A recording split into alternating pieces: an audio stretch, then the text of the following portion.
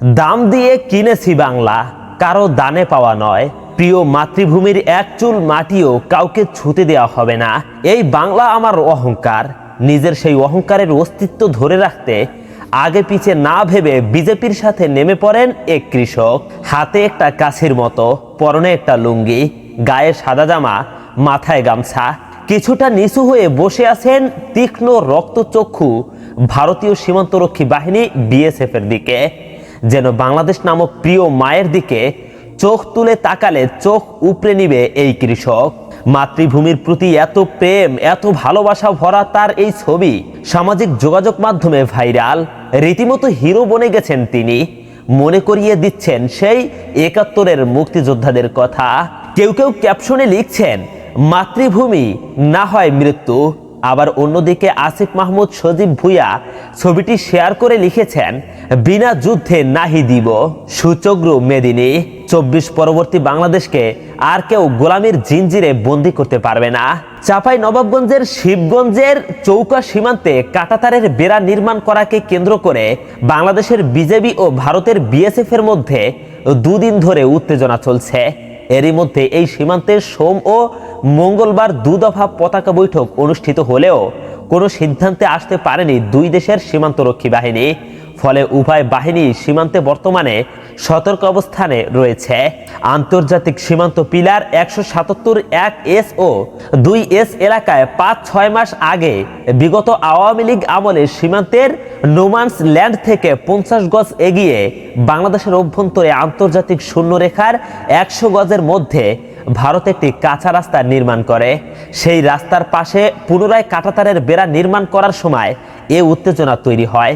সীমান্তে বাংলাদেশের ভূমি রক্ষায় স্থানীয় বাংলাদেশি নাগরিকরা ক্ষোভ জানিয়েছেন এবং ভারতের সীমান্তরক্ষী বাহিনী বিএসএফ এর অবৈধ কর্মকাণ্ডকে প্রতিহত করতে বিজেপির সঙ্গে তারাও দিনব্যাপী সীমান্তে অবস্থান নেয়।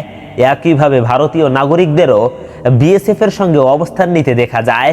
মঙ্গলবার সকাল থেকেই সীমান্তে অতিরিক্ত বিজিবি মোতায়েন করা হয় এবং বিজিবির সেক্টর কমান্ডার সহ ঊর্ধ্বতন কর্মকর্তারা ঘটনাস্থল পরিদর্শনের পরও অবস্থান করছেন। ৫৯ বিজিবির অধিনায়ক লে কর্নেল গোলাম কিবরিয়া জানান, সোমবার সকালে ভারতের মালদহ জেলার কালিয়াচক থানার সবদলপুর বিএসএফ ক্যাম্পের সদস্যরা সীমান্ত ঘেঁষে কাঁটাতারের বেড়া নির্মাণের কাজ শুরু করলে বিজিবির পক্ষ থেকে বাধা দেওয়া হয়। ফলে সোমবার বিকালে উভয় পক্ষের মধ্যে পতাকা বৈঠক হলেও কোনো সমাধান হয়নি। এরপর মঙ্গলবার আবারও বিএসএফ এর পক্ষ থেকে ৬ মাস আগে নির্মিত অবৈধ রাস্তার পাশে বাংলাদেশের অভ্যন্তরে কাঁটাতারের বেড়া নির্মাণের কাজ শুরু করলে বিজিবি সেই দিনও বাধা দেয়। তাই এ নিয়ে ভারত বাংলাদেশের সীমান্তে চলছে থমথমে অবস্থা। অন্যদিকে ভারতের কবল থেকে কোদালিয়া নদীর ৫ কিলোমিটার উদ্ধার করলো বাংলাদেশ বিজিবি।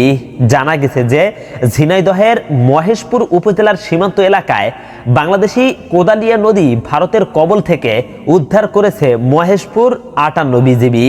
এতদিন কোদলা নদীর বাংলাদেশ সীমান্তের ৫ কিলোমিটার ভারতের বিএসএফ দখল করে সেখানে আধিপত্য বিস্তার করে। সোমবার ৬ জানুয়ারি সন্ধ্যায় ৫৮ বিজিবির এক সংবাদ বিজ্ঞপ্তিতে এ তথ্য জানানো হয়। বিজিবি সূত্রে জানা গেছে, কোদালিয়া নদী বাংলাদেশের অভ্যন্তর হতে দক্ষিণ দিকে প্রসারিত হয়ে মহেশপুরের মাটিলা এলাকায় ৪.৮০ কিলোমিটার দীর্ঘ বাংলাদেশ ভারত সীমান্ত চিহ্নিত করেছে। ১৯৬১ সালে প্রণীত Bangladesh Bharat strip map sheet number ৫১ মানচিত্র অনুসারে কোদলা নদীর উল্লেখিত ৪.৮ কিলোমিটার নদী সম্পূর্ণ বাংলাদেশ সীমান্তের শূন্যরেখার অভ্যন্তরে অবস্থিত। মহেশপুরের যাদবপুর ইউনিয়নের মাটিলা গ্রামের সাবেক ইউপি সদস্য মহিউদ্দিন জানান, এক সময় এই নদী থেকে প্রচুর মাছ আহরণ করা হতো। স্বাধীনতার পর কোদালিয়া নদী পারের মানুষ নিজেদের প্রয়োজনে বাংলাদেশের দেশের আরও অভ্যন্তরে বসবাস শুরু করলে কোদলা নদীর বাংলাদেশ অংশটুকু ভারতের বিএসএফ দখল করে নেয় এবং সেখানে আধিপত্য বিস্তার করে। ফলে কৃষকরা মাঠে চাষাবাদ ও নদীতে মাছ ধরতে যেতে পারত না। তিনি আরও জানান, নদীর বাংলাদেশ অংশে গেলেই বিএসএফ বাধা দিত। এতে নদীটি ব্যবহার করা নিয়ে মাটিলা গ্রামের মানুষের সঙ্গে ভারতের সীমান্তরক্ষী বিএসএফ এর সঙ্গে বাদানুবাদ হতো। সম্প্রতি কোদালিয়া নদীর প্রকৃত মালিকানা সংক্রান্ত এই বিষয়টি 58 বিজিবির নজরে আসলে বিজিবি প্রথমে বিভিন্ন নথিপত্র, স্থানীয় প্রশাসন ও মানচিত্র থেকে নদীটির প্রকৃত অবস্থান সম্পর্কে নিশ্চিত করে বিএসএফ এর অবৈধ আধিপত্য বিস্তারের বিষয়ে তীব্র প্রতিবাদ জানিয়ে 58 বিজিবি সদস্যরা সাহসিকতা ও পেশাদারিত্বের সাথে কোদালিয়া নদী নিজেদের আয়ত্তে আনতে সক্ষম হয়। বর্তমানে বিজিবি সদস্যরা প্রয়োজনীয় জনবল বৃদ্ধির পাশাপাশি এলাকার জন্য যন্ত্রচালিত বোট এবং নদীর পাড়ে দ্রুত টহলের জন্য ওয়াল টেরাইন ভেহিকল এটিভি বরাদ্দ করা হয়েছে। ভারতের কবল থেকে 5 কিলোমিটার নদী উদ্ধারের পর সোমবার দুপুরে মহেশপুর ব্যাটালিয়নের অধিনায়ক লে কর্নেল শাহ মোহাম্মদ আজিজুল শহীদ স্থানীয় জনগণের সঙ্গে মতবিনিময় করেন। স্থানীয় জনসাধারণ এ সময় বিজিবিকে অবহিত করেন বর্তমানে কোদালিয়া নদীতে নির্বিঘ্নে তারা যেতে পারছেন।